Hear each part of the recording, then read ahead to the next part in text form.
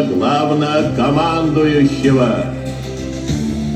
Сегодня, 5 августа, войска Брянского фронта при содействии с флангов войск Западного и Центрального фронтов в результате ожесточенных боев овладели городом Орел.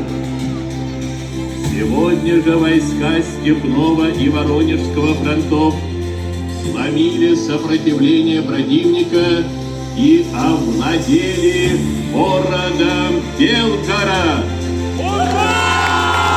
Знаменование одержанной победы. Сегодня, 5 августа, 24 часа, столица нашей Родины Москва будет салютовать нашим доблестным войскам, освободившим Орел и Белгород, могучую, непобедимой лавой, разя врага, перинулась вперед. Гвардейская, ориная славой, ты первая ворвалась в Белгород.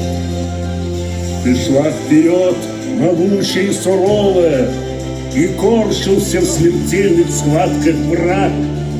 Ты ворвалась, и вот он реет снова над Белгородом русский алый флаг.